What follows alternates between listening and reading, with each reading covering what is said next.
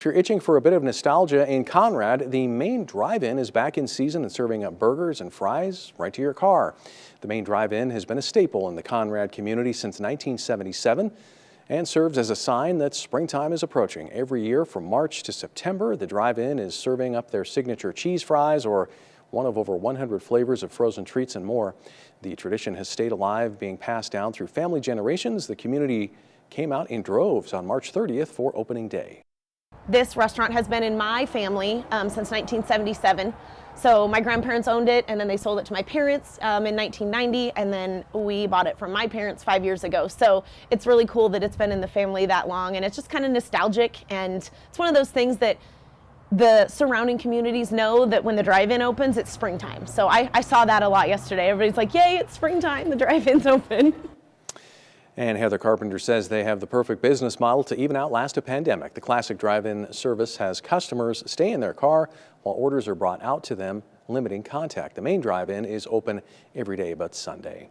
Also from Conrad, he's known by the locals as the Pride of Conrad, and he's back on the road. MTN's Cassandra SOTO introduces us to WYLIE and the Wild West.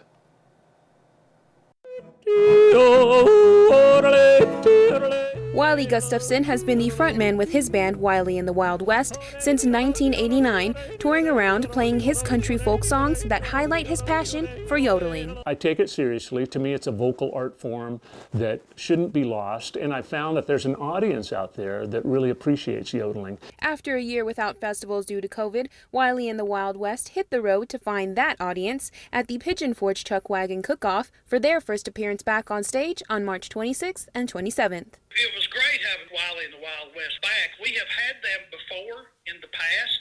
WYLIE's always been a big hit here in this part of eastern Tennessee. He has a good following, so I think everybody we talked to was just, oh wow, it's so great to get out and go to a live event. And the fact that it was WYLIE and the band was just like the icing on the cake. A year without an audience is an eternity for a musician. WYLIE says it has been a humbling time where he could step back and appreciate time spent with family. Now he's happy to be spending some of that time with his fans of old school Western folk music. I felt really good about performing, but I also realized that the audience needed music just as much as the musicians needed to get out and play. So it was very symbiotic in terms of everybody was happy in terms of being able to go out and listen to music again, and for us to play music. It was wonderful. You can catch WYLIE and the Wild West at the Winnett Street Dance, Stanford Stampede, and the White Sulphur Street Dance. A full list of his performances will be on our website.